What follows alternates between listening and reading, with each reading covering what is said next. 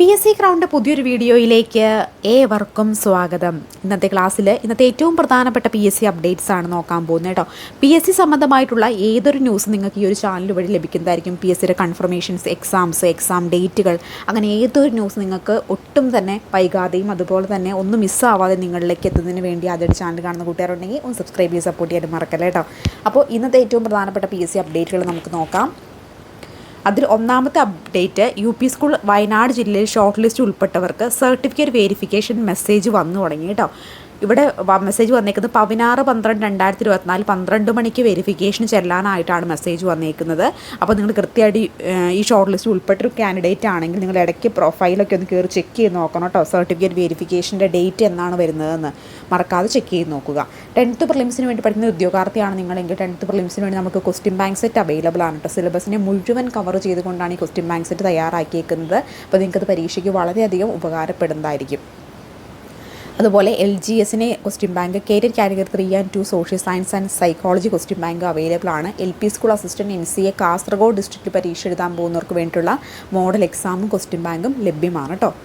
അപ്പോൾ അടുത്ത അപ്ഡേറ്റ് നോക്കാം. LD ക്ലർക്കിൻ്റെ തൃശ്ശൂർ സർട്ടിഫിക്കറ്റ് അപ്ലോഡിംഗ് മെസ്സേജ് വന്നു തുടങ്ങിയിട്ടുണ്ടോ? LD ക്ലർക്കിലെ തൃശ്ശൂർ ജില്ലയിൽ പരീക്ഷ എഴുതിയവർക്ക് സർട്ടിഫിക്കറ്റ് അപ്ലോഡിംഗ് മെസ്സേജ് വന്നു തുടങ്ങിയിട്ടുണ്ട്. നിങ്ങൾ LD ക്ലർക്ക് തൃശ്ശൂർ ജില്ലയിൽ പരീക്ഷ എഴുതിയ ഉദ്യോഗാർത്ഥിയാണെങ്കിൽ പ്രൊഫൈലൊന്ന് കയറി ചെക്ക് ചെയ്ത് നോക്കാൻ. ഇനി ഷോർട്ട് ലിസ്റ്റ് പബ്ലിഷ് ചെയ്ത് UP സ്കൂൾ അസിസ്റ്റൻറ്റ് ഇടുക്കി ജില്ലയിലെ ഷോർട്ട് ലിസ്റ്റ് പബ്ലിഷ് ചെയ്തിട്ടുണ്ട്. കട്ട് ഓഫ് വന്നേക്കുന്ന 57 ആണ്. 125 കാൻഡിഡേറ്റ്സാണ് മെയിൻ ലിസ്റ്റിൽ ഉൾപ്പെട്ടിരിക്കുന്നത്. ഇനി മറ്റൊരു ന്യൂസ്, എയ്ഡഡ് നിയമനം കുരുക്കിൽ എന്ന് പറഞ്ഞൊരു ന്യൂസാണ് കേട്ടോ. കഴിഞ്ഞ 3 വർഷത്തെ സ്ഥിര നിയമനങ്ങൾ റദ്ദാക്കാൻ നിർദ്ദേശം, പകരം ദിവസവേതനം. സംസ്ഥാനത്തെ എയ്ഡഡ് സ്കൂളുകളിൽ കഴിഞ്ഞ 3 വർഷം നടത്തിയ അധ്യാപക അനധ്യാപക സ്ഥിര നിയമനം റദ്ദാക്കാൻ വിദ്യാഭ്യാസ വകുപ്പിന് നിർദ്ദേശം.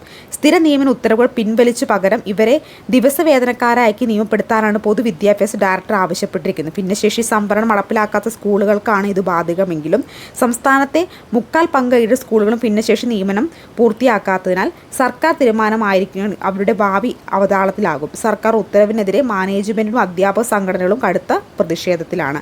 1996 മുതൽ 3%, 2016 മുതൽ 4% ഭിന്നശേഷിക്കാരെ സ്കൂളിൽ നിയമിക്കണമെന്ന വ്യവസ്ഥ സംവരണം പൂർത്തിയാക്കിയ സ്കൂളുകളിൽ നിയമനങ്ങൾക്ക് സർക്കാർ അംഗീകാരം നൽകുന്നുണ്ട്. സംവരണം അടക്കാത്ത സ്കൂളുകളിൽ നിയമിക്കുന്നവർക്ക് ദിവസവേതനക്കാരുടെ അംഗീകാരമാണ് നൽകുന്നത്. ഈ സ്ഥാപനങ്ങൾ ഭിന്നശേഷി സംവരണം പൂർത്തിയാക്കുമ്പോൾ ദിവസവേതനക്കാർക്ക് മുൻകാല പ്രാബല്യത്തോടെ സ്ഥിര നിയമനം അംഗീകാരം നൽകണമെന്നാണ് സർക്കാർ വ്യക്തമാക്കുന്നത്.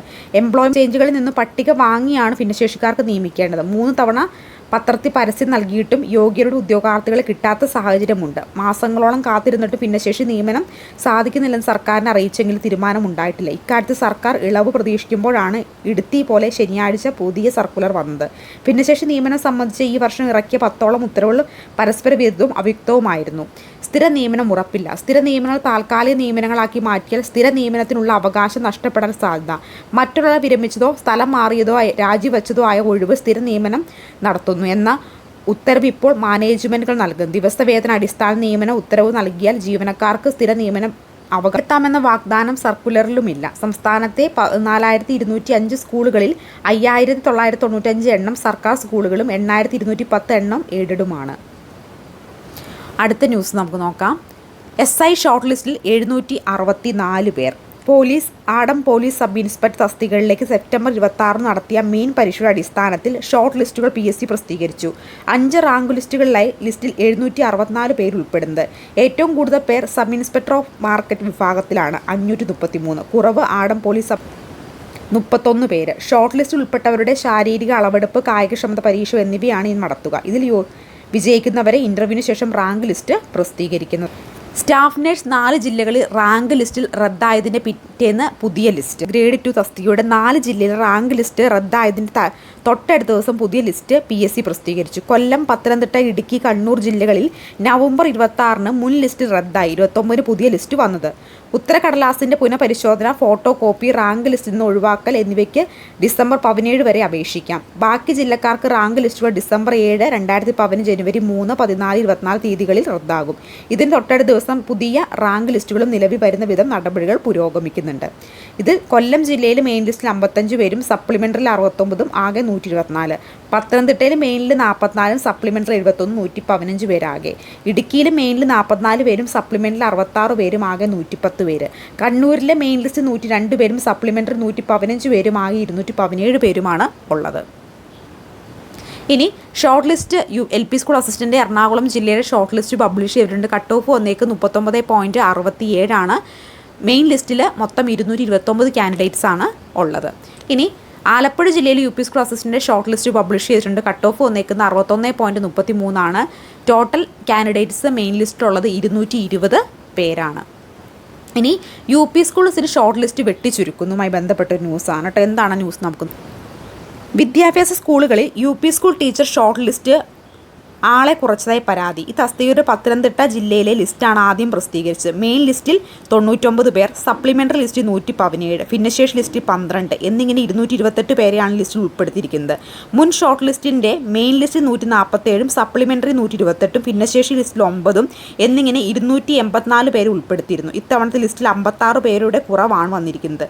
ഇത് 48 പേരെയും മെയിൻ ലിസ്റ്റിൽ മറ്റു ജില്ലയിൽ പ്രസിദ്ധീകരിക്കുന്ന ഷോർട്ട് ലിസ്റ്റും ആളെ കുറയ്ക്കുന്ന ആശങ്കയിലാണ് UP സ്കൂൾ ടീച്ചർ പരീക്ഷ എഴുതിയ ഉദ്യോഗാർത്ഥികൾ.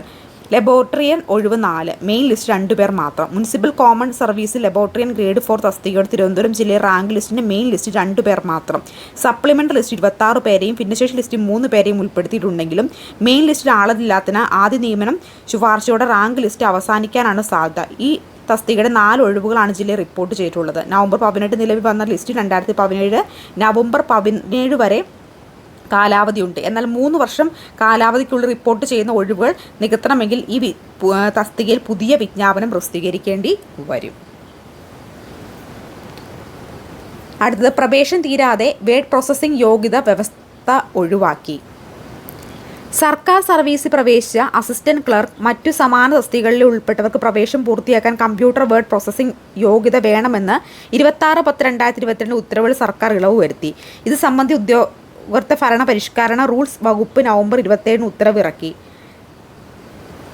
അസിസ്റ്റന്റ് ക്ലർക്ക് മറ്റ് തസ്തികകളിലെ എന്നിവയിൽ പ്രവേശനം പൂർത്തിയാക്കാൻ കമ്പ്യൂട്ടർ വേർഡ് പ്രോസസ്സിംഗ് തുല്യത യോഗ്യത വേണമെന്ന വ്യവസ്ഥ ഒഴിവാക്കി. പകരം മിനിറ്റിൽ കുറഞ്ഞത് 15 മലയാളം വാക്കും 20 ഇംഗ്ലീഷ് വാക്കും ടൈപ്പ് ചെയ്യാനുള്ള കമ്പ്യൂട്ടർ പരിജ്ഞാനം ആർജിച്ചിട്ടുണ്ടെന്ന് ഓഫീസ് മേലധികാരി ഉറപ്പാക്കേണ്ടതാണ്.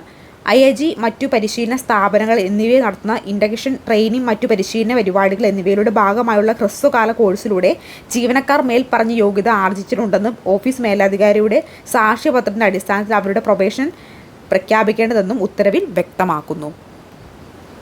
ഇനി ഡിപ്പാർട്ട്മെൻറ്റ് ടെസ്റ്റ് പ്രൊഫൈൽ ലോഗിൻ ചെയ്യാൻ OTP. Department test profile login ചെയ്യാൻ OTP സംവിധാനം ഏർപ്പെടുത്താൻ PSC തീരുമാനിച്ചു. സുരക്ഷിതത്വത്തിൻ്റെ ഭാഗമായുള്ള OTP സംവിധാനം ഡിസംബർ 1 നിലവിൽ വന്നു. ഡിപ്പാർട്ട്മെൻറ്റ് ടെസ്റ്റ് പ്രൊഫൈലുള്ള ഇതിനകം രജിസ്റ്റർ ചെയ്തിട്ടുള്ള മൊബൈൽ നമ്പറും ഇമെയിൽ IDയും നിലവിൽ ഉപയോഗത്തിലുള്ളതോ എന്ന് ഉറപ്പുവരുത്തണം. ഇനി പ്രൊഫൈൽ ലോഗിൻ ചെയ്യുമ്പോൾ ആദ്യഘട്ടത്തിൽ രജിസ്റ്റർ ചെയ്ത മൊബൈൽ നമ്പറിലേക്ക് ഇമെയിലിലേക്കും 1 ടൈം പാസ്വേഡ് OTP സന്ദേശമായി വരും. അവ തെറ്റാതെ രേഖപ്പെടുത്തി മൊബൈൽ നമ്പറും ഇമെയിൽ IDയും വെരിഫൈ ചെയ്യണം. ആദ്യഘട്ടം പൂർത്തീകരിക്കുന്നതിന് വേണ്ടി പ്രൊഫൈൽ ലോഗിൻ ചെയ്യുമ്പോൾ വെരിഫൈ ചെയ്ത മൊബൈൽ നമ്പറിലേക്ക് OTP വരികയും അത് രേഖപ്പെടുത്തി പ്രൊഫൈൽ പ്രവേശിക്കുകയും ചെയ്യാം. മറ്റു ഉദ്യോഗാർത്ഥി പ്രൊഫൈൽ ലോഗിൻ ചെയ്യാൻ കഴിഞ്ഞ ജൂലൈ 1 മുതൽ OTP സംവിധാനം നിലവിൽ വന്നിരുന്നു. അപ്പോൾ ഇത്രയുമാണ് ഇന്നത്തെ ഏറ്റവും പ്രധാനപ്പെട്ട PSC അപ്ഡേറ്റ്സ് എന്ന് പറയുന്നത്. അപ്പോൾ നമുക്ക് നെക്സ്റ്റ് ദിവസം അടുത്ത PSC അപ്ഡേറ്റുമായി കാണാം. അപ്പോൾ നിങ്ങൾ 10th പ്രിലിംസിൻ്റെയോ LGSൻ്റെയോ LP school assistant NCA Kasaragod ഡിസ്ട്രിക്റ്റിൽ നടക്കുന്ന പരീക്ഷയുടെ കേറ്റഡ് category 3 and 2 social science and സൈക്കോളജിയോ ഒക്കെ ക്വസ്റ്റ്യൻ ബാങ്ക് സെറ്റ് ഏതെങ്കിലും വേണമെന്നുണ്ടെങ്കിൽ സ്ക്രീനിൽ കാണുന്ന നമ്പറിലോ ഡിസ്ക്രിപ്ഷൻ ബോക്സിലുള്ള നമ്പറിലോ മെസ്സേജ് ചെയ്താൽ മതിയാകും. താങ്ക്